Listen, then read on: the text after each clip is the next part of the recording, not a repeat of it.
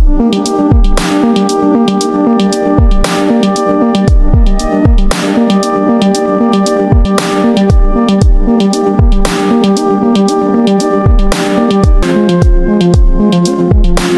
dunia menolak campur tangan, Indonesia justru berani mengirim 20.000 pasukan perdamaian ke Gaza. Tapi siapa sangka, janji itu bukan hanya mengguncang dunia, melainkan mengubah arah sejarah manusia. Pertanyaannya, apakah dunia siap menerima akibatnya? Apa kabar sahabat Nabi sehari ini? Inilah cerita heroik yang membuat dunia terkejut. Simak kisahnya sampai akhir agar mengerti inti dari cerita.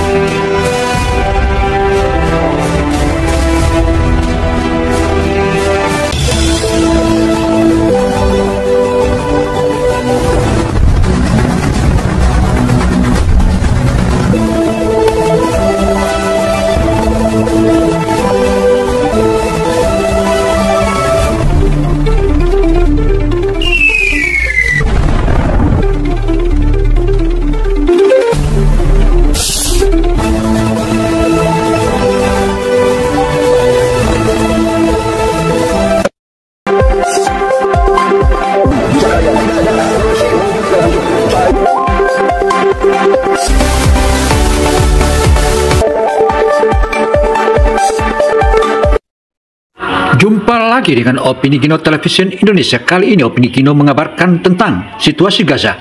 Artinya, Indonesia ketika melihat Gaza ditinggalkan oleh banyak negara di dunia dan dilupakan, tetapi Indonesia masuk ke Gaza dan tak peduli, karena ini adalah kemanusiaan dan sepantasnya negara-negara lain turut juga membantu dan memberikan keprihatinan yang mendalam, bukan hanya menonton dari jauh.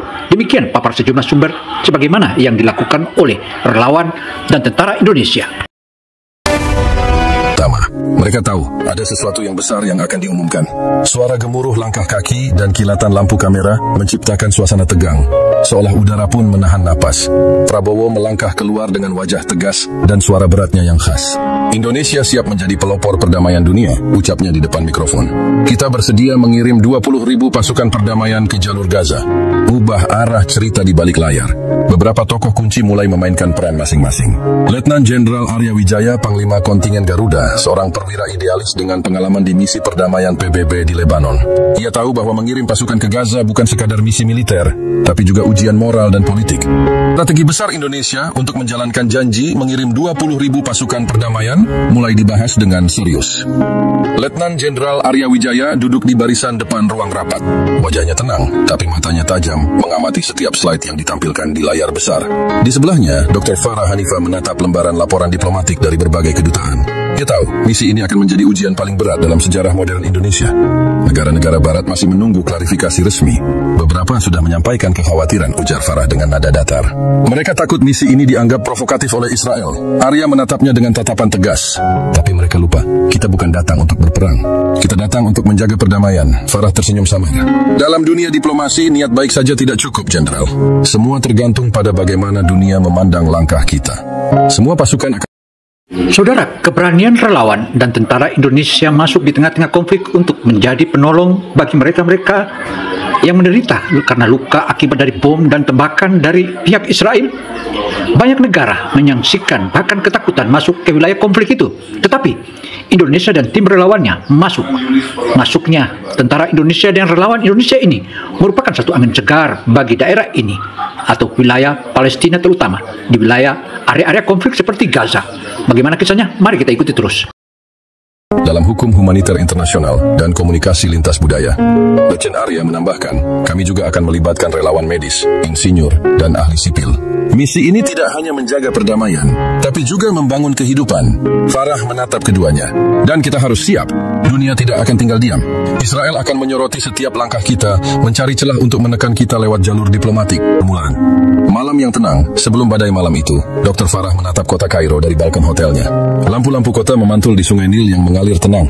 Ia membuka catatan hariannya. Dunia sedang berubah. Mungkin lambat, tapi pasti. Indonesia telah menyalakan lilin di tengah gelapnya politik global. Target, basis logistik Indonesia di Rafah. Ia menatap layar komputernya lama, lalu menutupnya perlahan. Semoga mereka tahu apa yang sedang mereka hadapi, gumamnya. Lirih bab ini menutup dengan ketegangan halus yang menggantung antara keinginan tulus untuk perdamaian dan kekuatan besar yang takut kehilangan kendali. Dunia sedang menatap dua negara yang berbeda. Satu membawa senjata, satu membawa harapan, dan keduanya kini berjalan di garis tipis antara diplomasi dan konfrontasi. Suara azan subuh menggema lembut dari kejauhan. Di langit timur, matahari baru mulai menampakkan diri di balik bukit-bukit pasir. Di pangkalan utama pasukan Garuda di Rafah, para prajurit sudah bersiap menjalani hari baru.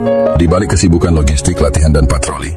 Tak ada yang tahu bahwa malam sebelumnya, ada sesuatu yang menembus langit Rafah. Sebuah drone siluman Israel, berukuran kecil tapi bersenjata kamera berteknologi tinggi, berputar diam-diam di atas tenda komando Indonesia. Isyarat dari langit Kapten, kami mendeteksi gangguan sinyal di sektor utara.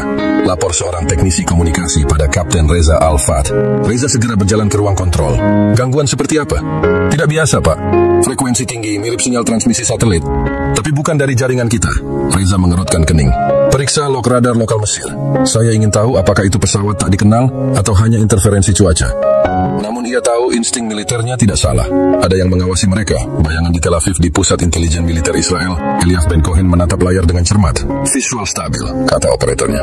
Kami punya gambar jelas dari basis mereka. Aktivitas mereka tampak rutin. Medis, logistik, dan latihan ringan. Elias menyipitkan mata. Perhatikan area di barat. Itu tenda komando utama mereka. Saya ingin semua percakapan di sekitar sana disadap. Operatornya menoleh ragu. Tapi Tuan, mereka misi perdamaian. Kita melanggar protokol PBB jika tidak ada perdamaian yang benar-benar netral. Potong Elias dingin. Setiap pasukan punya niat. Aku ingin tahu apa niat mereka sebenarnya. Rapat tengah malam itu, Letjen Arya Wijaya menggelar rapat darurat di tenda komando.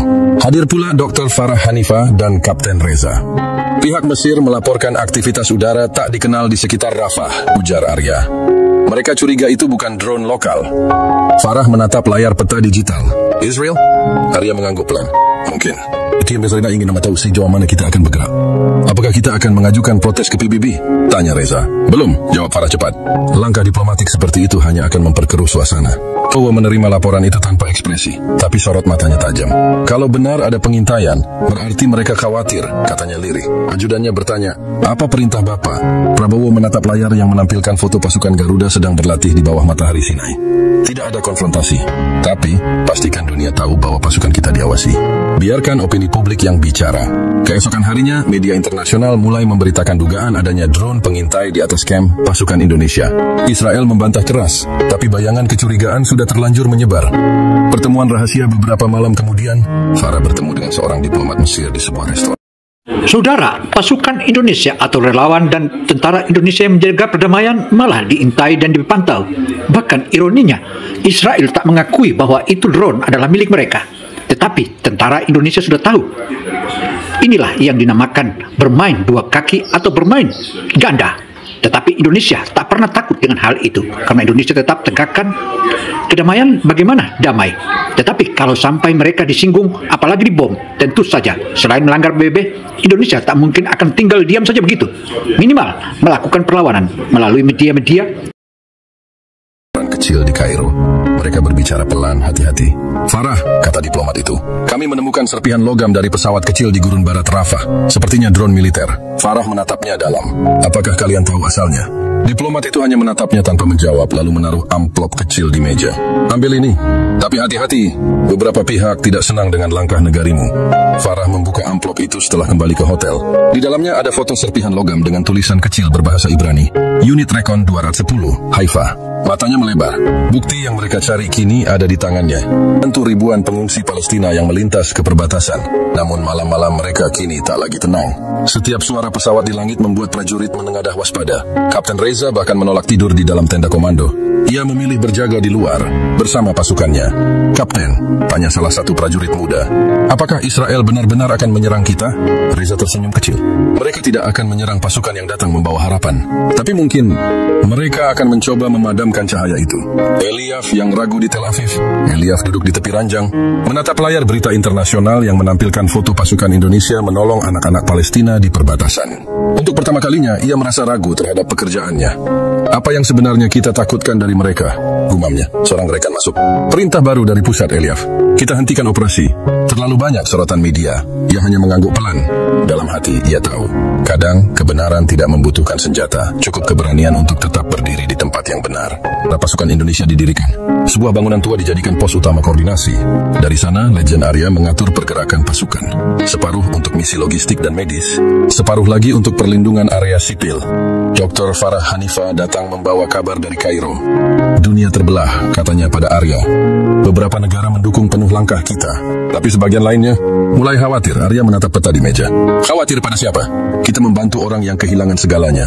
Ya, jawab Farah lirih. Tapi dalam politik, bahkan niat suci pun bisa dianggap ancaman.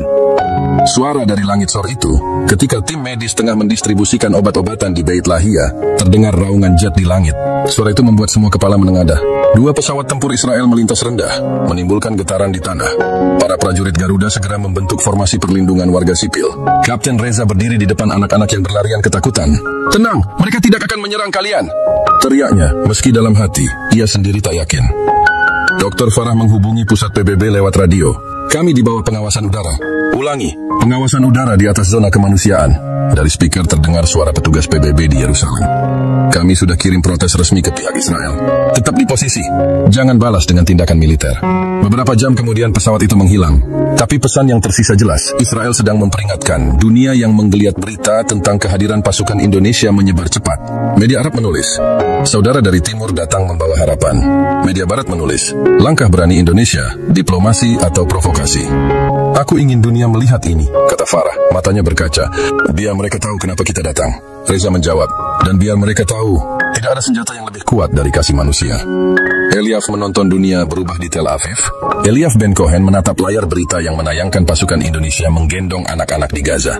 Ia tak bisa menahan diri untuk tidak kagum. Mereka benar-benar melakukannya, gumamnya. Rekan kerjanya masuk dengan laporan baru. "Atasan kita ingin tahu apakah Indonesia punya rencana politik di balik ini?" Eliaf menggeleng. Mungkin mereka hanya ingin dunia percaya bahwa masih ada tentara yang datang bukan untuk membunuh, tapi untuk menyembuhkan. Kata-kata itu membuat ruangan hening. Sesaat semua orang menyadari bahwa sejarah sedang bergeser, bukan lewat perang, tapi lewat moral. Mereka kini beroperasi di area yang tidak diizinkan PBB. Farah menjawab tenang, tapi suaranya membawa kekuatan moral yang menusuk. "Kami tidak melampaui batas, Tuan. Kami menyelamatkan anak-anak yang kelaparan di wilayah yang Anda bom seminggu lalu." Ruangan hening. Beberapa diplomat menunduk. Ketua sidang PBB akhirnya angkat bicara. "Kami akan mengirim tim observasi untuk meninjau situasi di lapangan." Hingga saat itu, pasukan Indonesia tetap dianggap sah di bawah mandat kemanusiaan. Farah menarik napas lega. Sementara di luar, media sudah menunggu. Begitu keluar, wartawan langsung mengerubunginya. "Dr. Farah, apakah Indonesia siap jika Israel menolak keputusan PBB?" Ia menjawab, "Indonesia tidak pernah mencari musuh, tapi kami tidak akan mundur dari kemanusiaan." Kemudian ia menatap kamera dan mengirim pesan langsung ke dunia. "Indonesia tidak gentar. Kami tidak membawa senjata untuk membalas, tapi kami punya keberanian untuk bertahan demi perdamaian." Pidato itu ditonton lebih dari 100 juta kali dalam sehari, dan membuat Israel semakin gelisah. Eliaf dan hati nurani di Tel Aviv. Eliaf Ben Cohen duduk di ruang kerjanya menatap layar berita. Ia melihat tayangan pasukan Indonesia mengevakuasi anak-anak di tengah asap. Dalam hati, ia tahu siapa yang memerintahkan serangan itu. Temannya dari unit intelijen mendekat dan berbisik, "Operasi tadi malam bukan dari kita saja. Ada tekanan politik besar dari atas. Mereka ingin mengusir pasukan itu sebelum PBB menilai keberhasilan mereka." Eliaf menatap kosong. "Kita tidak lagi menjaga keamanan. Kita menjaga kepentingan." Ia memejamkan mata. Dan itu perbedaan yang menakutkan. PBB bergerak 2 hari kemudian, tim observasi PBB tiba di Gaza. Mereka melihat langsung situasi lapangan, kamp yang rusak, rumah-rumah pengungsi, dan pasukan Indonesia yang masih bekerja meski kekurangan peralatan. Ketua tim, seorang jenderal asal Kanada, berkata lirih kepada Arya, "Saya sudah memimpin banyak misi perdamaian, Jenderal. Tapi saya belum pernah melihat pasukan yang bekerja tanpa takut, bahkan di bawah ancaman serangan." Arya menjawab pelan, "Kami hanya melakukan apa yang seharusnya dilakukan manusia." Laporan tim PBB itu akhirnya bocor ke media. Isinya tegas. Tidak ada bukti bahwa pasukan Indonesia melanggar wilayah Israel. Sebaliknya, ada indikasi kuat bahwa mereka menjadi sasaran provokasi. Dunia pun berbalik arah. Perang opini global gelombang dukungan membanjiri Indonesia. Warga dunia turun ke jalan, membawa poster bertuliskan "Peace needs courage. Indonesia showed it." Sementara di Israel, sebagian masyarakat mulai mempertanyakan kebijakan pemerintahnya sendiri. Di Washington, anggota parlemen muda berkata di depan publik, "Jika pasukan Indonesia bisa menolong tanpa menembak, kenapa kita tidak bisa belajar hal yang sama?" Wajahnya lelah. "Pak, Pasukan sudah 3 hari hampir tanpa tidur. Kami bisa bertahan, tapi kalau serangan meningkat, warga sipil bisa jadi korban lagi. Arya menatapnya. Kita tak boleh mundur, Reza. Dunia sedang melihat. Reza mengangguk, matanya memerah. Saya tahu, Pak. Tapi kalau dunia hanya menonton, untuk siapa kita bertahan? Pertanyaan itu menggema di antara mereka, seperti doa yang tak dijawab langit. Menjelang fajar yang gagal tenang, fajar mulai menyingsing, dan di kejauhan terdengar dentuman lagi. Asap membumbung tinggi di langit Gaza. Farah memandangi dari pos pengawasan, memegang foto anak-anak yang mereka tolong semalam. Aku tidak tahu siapa yang akan menang, bisiknya. Tapi aku tahu siapa yang benar. Dan di balik semua itu, di markas besar militer Israel, Eliav menatap laporan terakhir dari unit pengintai. Tangannya gemetar sebelum akhirnya menekan tombol delete. Kadang, menghentikan kebohongan lebih sulit daripada menembak musuh. Langit Gaza malam itu merah. Bukan karena senja, tapi karena kobaran api dari serangan udara yang datang tanpa peringatan. Di bawah gemuruh ledakan, kamp pasukan perdamaian Indonesia berguncang. Tenda-tenda roboh, kendaraan terbakar, dan suara teriakan bercampur doa memenuhi udara. Kapten Reza Al-Fath melompat dari pos pengawas, berlari menembus asap tebal. Semua tim medis ke sektor selatan. Lindungi warga sipil dulu, baru pos kita. Teriaknya melalui radio lapangan. Peluru menghujani dari arah barat, menimbulkan kilatan cahaya di malam pekat. Tapi pasukan Garuda tetap teguh. Mereka menolak membalas. Tangan mereka hanya mengangkat tameng pelindung dan mengangkat tubuh anak-anak dari reruntuhan. Legend Arya Wijaya muncul dari balik kendaraan lapis baja yang hancur separuhnya. Wajahnya berlumur debu dan darah, namun matanya tetap tajam. Koordinasi dengan Farah. Pastikan dunia melihat ini. Jangan biarkan mereka menulis sejarah dengan kebohongan. Siap, General. Jawab Reza, menyalakan kamera drone yang masih utuh. Gambar real time dikirim langsung ke Jakarta dan markas besar PBB di Jenewa. Mereka hanya menunggu momen. Jakarta menyala oleh doa sementara di tanah air, ribuan orang turun ke jalan. Di bundaran besar Jakarta, lautan manusia mengenakan pita putih bertuliskan, damai untuk Gaza, teguh untuk Indonesia. Mereka menyalakan lilin, menyanyikan lagu kebangsaan, dan berdoa di bawah hujan malam. Prabowo berdiri di ruang kendali nasional, menatap layar besar yang menampilkan siaran langsung dari Gaza. Matanya tidak berkedip. Berapa korban? Tanyanya pelan. Masyarakat sipil terluka 32 orang, 2 prajurit kita cedera ringan. Tidak ada yang gugur, jawab ajudannya. Prabowo mengepalkan tangan. Mereka menyerang kemanusiaan, bukan militer. Tapi kita tetap tidak boleh membalas. Dunia sedang diuji, bukan hanya kita. Ia kemudian memerintahkan, kirim pernyataan terbuka ke seluruh dunia. Pasukan Indonesia tetap di tempat. Kami tidak mundur, tapi kami tidak akan menembak. Keputusan itu menggemparkan dunia diplomasi. Tak ada negara yang berani melawan serangan langsung tanpa membalas. Tapi Indonesia memilih jalan paling berbahaya, jalan damai. Saudara, pasukan perdamaian Indonesia meskipun dibom dan ditembaki, tetapi mereka tidak membalas. Karena mereka memilih jalan damai.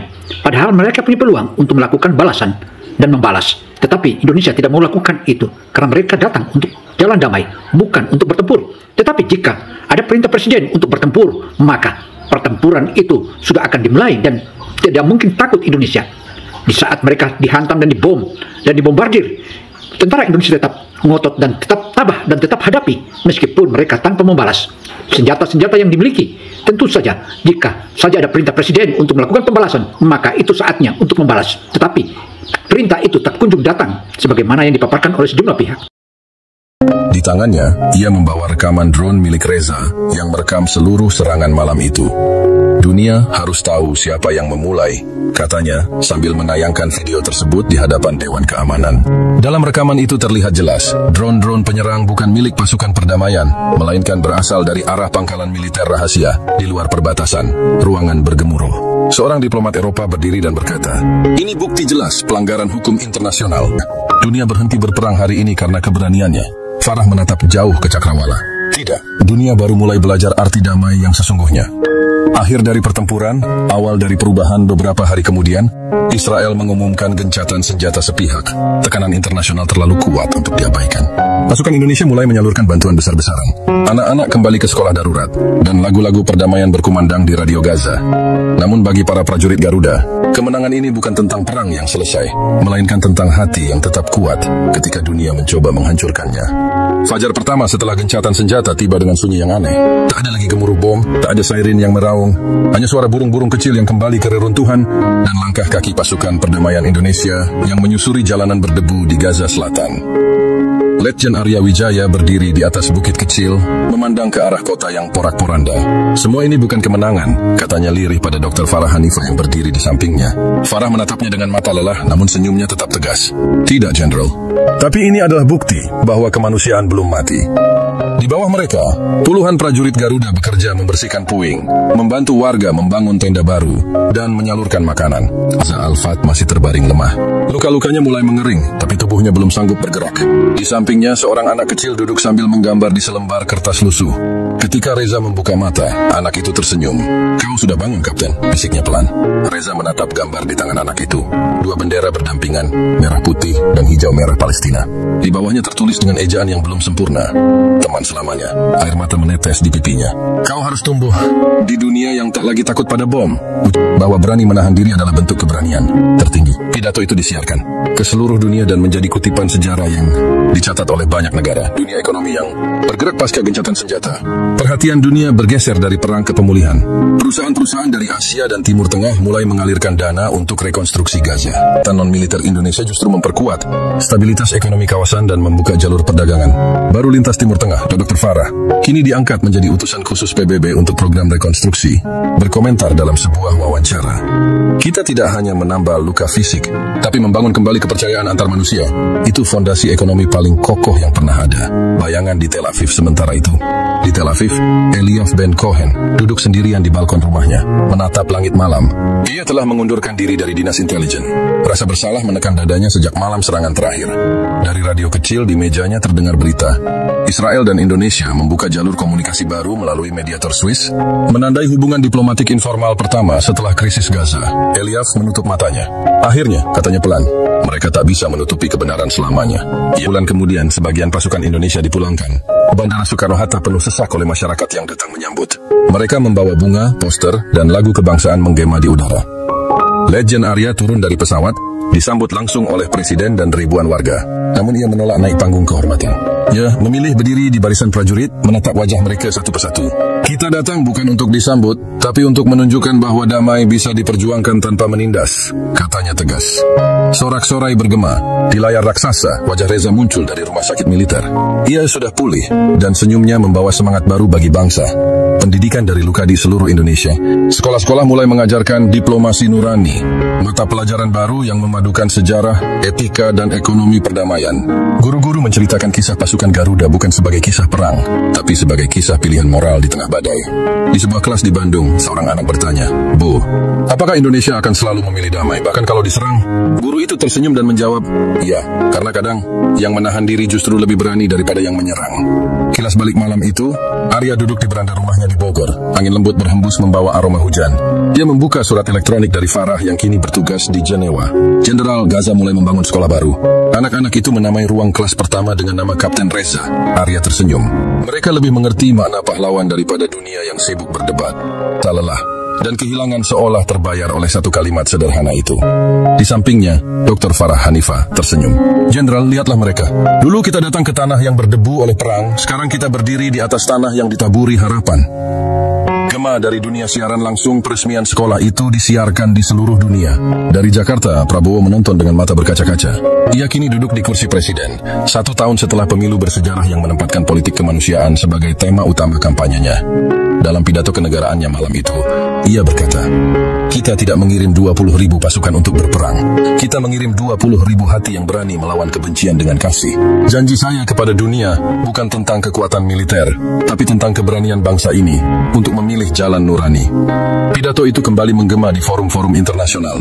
Dunia memandang Indonesia bukan lagi sekadar negara berkembang, melainkan kekuatan moral global, poros baru yang menghubungkan timur dan barat melalui prinsip kemanusiaan. Diplomasi ekonomi damai setahun setelah misi Gaza, terbentuklah Koalisi Ekonomi Perdamaian, aliansi baru yang terdiri dari 20 negara yang sepakat memfokuskan investasi pada proyek kemanusiaan lintas batas. Indonesia menjadi pemimpinnya. Melalui kebijakan itu, jalur perdagangan baru dibuka antara Asia Tenggara, Timur Tengah, dan Afrika Utara. Proyek infrastruktur air bersih, energi surya, dan pendidikan digital digerakkan tanpa motif politik, hanya berdasarkan kebutuhan rakyat. Dalam sebuah forum ekonomi di Riyadh, Farah berbicara mewakili Indonesia. Kita telah membuktikan bahwa perdamaian menghasilkan nilai ekonomi lebih besar daripada perang. Setiap peluru yang tidak ditembakkan adalah satu rumah yang bisa dibangun. Pernyataannya disambut tepuk tangan panjang. Ekonomi dunia mulai bergeser ke arah baru, di mana kemanusiaan menjadi fondasi pembangunan. Bayangan yang berubah di Tel Aviv. Eliav Ben Cohen membuka koran pagi. Di halaman depan terpampang foto anak-anak Gaza sedang bermain bola di halaman sekolah baru dengan tulisan besar, Gaza baru, dunia baru. Dunia mengingat nama kita bukan karena perang, tapi karena pilihan untuk tidak menembak. Arya menunduk. Kami hanya menjalankan perintah, Pak. Prabowo menatapnya dalam. Tidak, Jenderal. Kalian menjalankan nurani. Farah menambahkan lembut. Dan dunia sedang belajar dari nurani itu.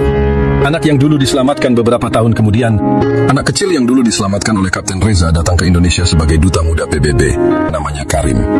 Ia berdiri di depan ribuan mahasiswa di Universitas Indonesia, mengenakan jas biru muda dan baret PBB di tangan. Dalam pidatonya, ia berkata dengan bahasa Indonesia yang fasih, "Saya hidup karena seorang tentara Indonesia menolak membiarkan saya mati di bawah reruntuhan. Tapi yang lebih penting, saya tumbuh karena bangsa ini menolak membiarkan dunia mati dalam kebencian." Seluruh aula berdiri, memberi tepuk tangan panjang. Reza yang duduk di barisan depan menunduk, matanya berkaca. Luka di tubuhnya telah sembuh, tapi luka di dunia masih ia rawat dengan harapan. Warisan yang abadi 5 tahun kemudian, Monumen Janji Perdamaian dibangun di Jakarta, sebuah taman luas dengan pahatan 2 tangan yang saling menggenggam. Di bawahnya tertulis, ketika dunia memilih perang, Indonesia memilih kemanusiaan. Setiap tahun, delegasi dari berbagai negara datang berziarah ke taman itu, membawa tanah dari negara mereka untuk ditaburkan di sekitar monumen. Simbol persaudaraan tanpa batas. Anak-anak sekolah sering datang untuk belajar sejarah. Mereka duduk di bawah patung itu, sambil mendengarkan guru mereka berkata, "Lihatlah, ini bukan monumen perang.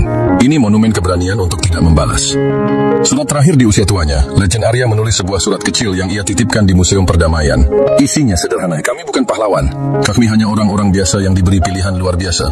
Dan kami memilih untuk tetap manusia di tengah kegilaan dunia." Surat itu menjadi kutipan abadi di dinding museum, dibacakan dalam berbagai bahasa oleh pengunjung dari seluruh dunia. Akhir yang tenang pada, suatu sore, Reza, Farah, dan Arya duduk bersama di teras rumah kecil di Bogor. Langit jingga memantulkan cahaya lembut di antara pepohonan. Mereka diam cukup lama, menikmati suara alam, sebelum akhirnya Farah berkata, "Dunia ini aneh. Kita datang ke Gaza untuk menghentikan perang, tapi justru di sanalah kita belajar bagaimana hidup. Perang, bukan karena takut, tapi karena mengerti." Demikianlah paparan opini Gino Television Indonesia. Semoga informasi yang kami berikan ini memberi manfaat bagi kita semua, karena informasi ini sangatlah penting untuk kita memahami bahwa Gaza, Palestina harus peace, damailah Palestina, damailah Gaza. Demikian himbauan sejumlah pihak dan sejumlah masyarakat di dunia agar kedamaian tetap aman dan damai. Saya Gino Samsudin Mirsad melaporkan. Wassalamualaikum warahmatullahi wabarakatuh. Semoga Allah selalu memberikan rahmat dan perlindungannya kepada mereka-mereka yang dizalimi. Amin Rabbil Alamin.